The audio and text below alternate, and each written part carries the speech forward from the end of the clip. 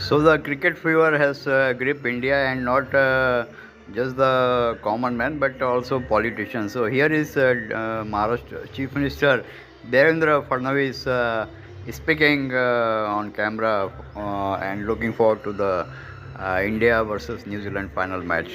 Thank you. Hindi में बोलता हूँ। भारत जीतेगा, हम भारत के साथ हैं, 140 करोड़ लोगों की दुआएं भारत के साथ है और हमारी टीम जिस प्रकार से परफॉर्म कर रही है मुझे लगता है निश्चित रूप से हम जीतेंगे। भारत नक्की ही मॅच जिंकेल।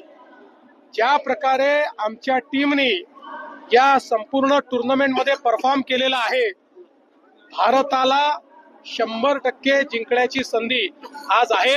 आमच्या शुभेच्छा आहेत।